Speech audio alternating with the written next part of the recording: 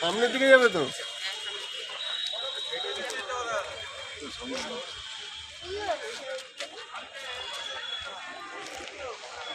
Morning everyone, আমি অর্ণব আচার্য আর আপনারা দেখছেন বুবু বাবু ব্লগস। আর বুবু বাবু ব্লগসে আপনাদের প্রত্যেককে সুপ্রভাত। আজকে আমি আর আমার বাবা দুজনে মিলে চলে এসেছি দাসনগর স্টেশনে। আর এই দাসনগর স্টেশন থেকে এখন আমরা যাব খিরাইয়ের পথে। আর আজকের গন্তব্য খিরাই। খিরাই থেকে দেউলটি আসার ইচ্ছা আছে। এই দুটো জায়গা আজকে আপনাদের সাথে কভার করার খুব ইচ্ছা। এখন দেখা যাক কি হয়। তাহলে চলুন যাওয়া যাক। ঘড়ির কাঁটা বলছে এখনই 8:18 আর আমাদের ট্রেন আসার টাইমও 8:18-তে। এখন 8:18-তে ট্রেন আসবে না, ট্রেন স্বভাবতই লেট করবে। কিন্তু এই সময়ও এই দাসনগর স্টেশনের ভিড় কিন্তু বেশ চোখে পড়ার মতো। সব মানুষ ঘুরতে যাচ্ছে কিনা আমি জানি না, কিছু মানুষ ঘোরার জন্য, কিছু মানুষ হয়তো কর্মসংস্থানের জন্য, তবে ম্যাক্সিমামই ঘোরার জন্য, কারণ আজকে 7ই জানুয়ারি রবিবার তাই। আর একবার আপনাদের দাসনগর স্টেশনের মাহলটা দেখিয়ে দিই।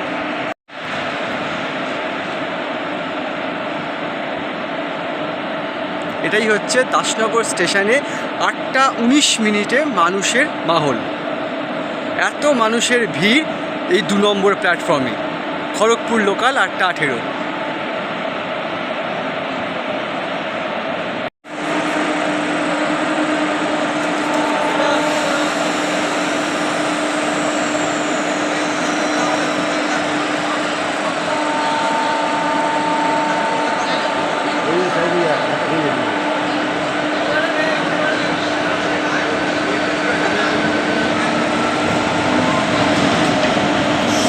এটাই 8:18 হাওড়া টু মেদিনীপুর লোকাল।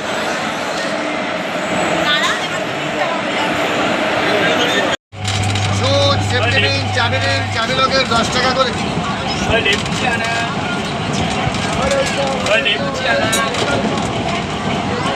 মশলা জিনিস, চাল ভাজা তুলো বলবেন, বাদাম তুলো বলবেন, আলু চিজ, প্যাকেট 10, দাদা দিলে মশলা জিনিস, চাল ভাজা। আপাতত নামলাম খিরাই স্টেশন, যাওয়া যাক চলুন।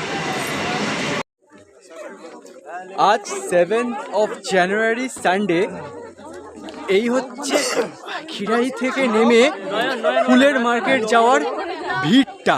জাস্ট স্টেশন থেকে নেমে ফুলের মার্কেট যাওয়ার এই রকম ভিড় আজকে।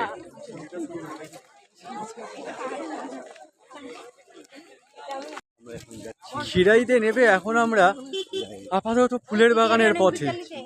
এই লেভেলের মানুষের ভিড় আজকে।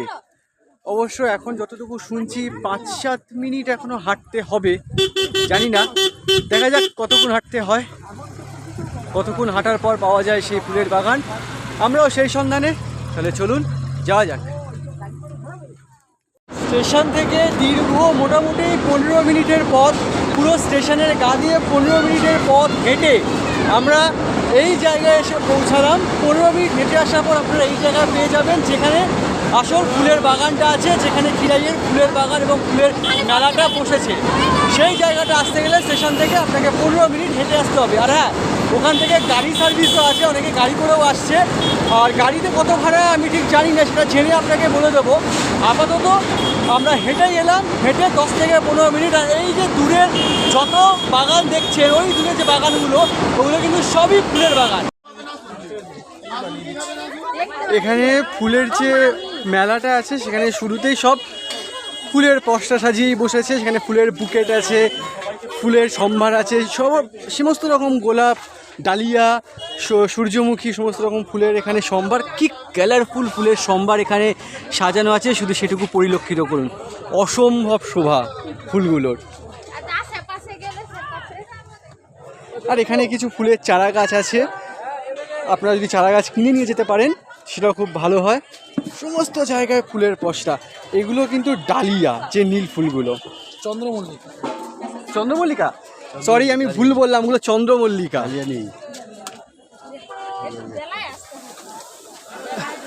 আর এখানে অনেক ফুলের পসরা সাজিয়ে বসে আছে, এগুলো সবই চন্দ্রমল্লিকা আর এগুলো সব ডালিয়া। শুধু ফুলের পসরা দেখুন, এগুলো সব চন্দ্রমল্লিকা। সবাই সবার মতো ফুল কিনছে, সবাই সবার মতো ফুলের বুকেট কিনছে, যে যার মতো এনজয় করছে।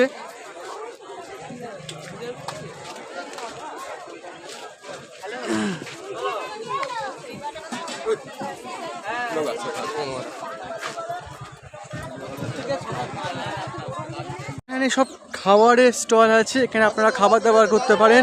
আপনারা যদি ব্রেকফাস্ট করতে চান বা একদম দুপুরের লাঞ্চ করতে চান, তারও সমস্ত রকম খাবার ব্যবস্থা এই মেলাতে সেটাও আছে। আপনাদের এই স্টলটা পেয়ে যাবেন, এটা হচ্ছে সমস্ত রকম প্রশাসনিক সহযোগিতা করা স্টল।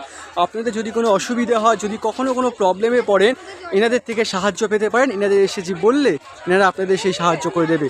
প্রশাসনিক সহযোগিতা কেন্দ্র হচ্ছে এইটা, ঠিক খাবার স্টলের পাশেই আছে।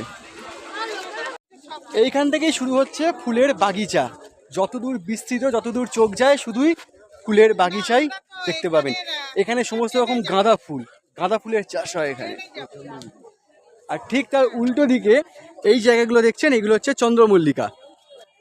যতদূর চোখ যায় শুধু চন্দ্রমল্লিকা ফুলেরই চাষ আপনারা দেখতে পাবেন। শুধু উপভোগ করুন, দিগন্ত বিস্তৃত শুধু গাঁদা ফুলের চাষ, আর গাঁদা ফুল, ভর্তি গাঁদা ফুল।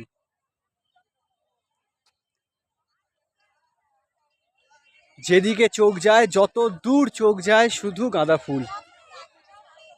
ফুলের মাঝে নিজেকে হারিয়ে যেতে এবং নিজেকে হারিয়ে দিতে এর থেকে ভালো সম্ভার মনে হয় না আর আছে বলে।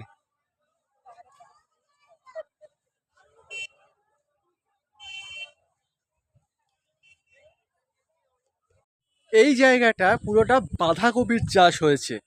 যে দেখছেন ফুলের মতো, এগুলো বাঁধাকপি। শুধু যে ফুলই দেখতে পাবেন তা না, সবজিও আছে। হ্যাঁ, ও আচ্ছা আচ্ছা, একজন ধরিয়ে দিলেন যে এখানে শুধু বাঁধাকপি না। আমি অবশ্য বাঁধাকপি বললাম, ওই যে ওই সাইডে কিন্তু ওলকপিও আছে। বাঁধাকপি, ওলকপি, সমস্ত রকম সবজির সম্ভারও আছে।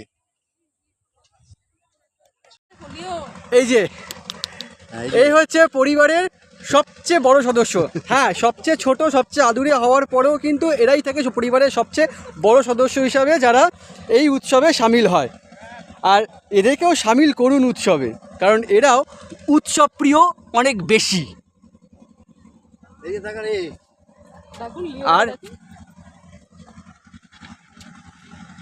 এদেরকেও এই উৎসবে নিয়ে আসুন।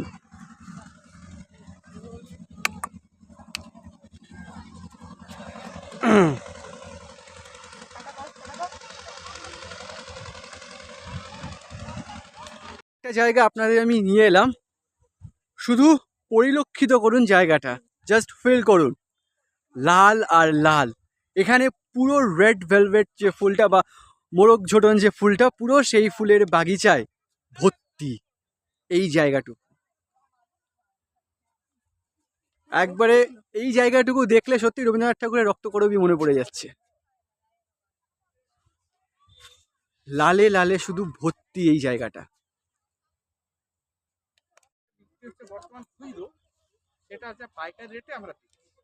আচ্ছা, মানে খুচরো মালই পাইকারি রেটে আপনারা দেন?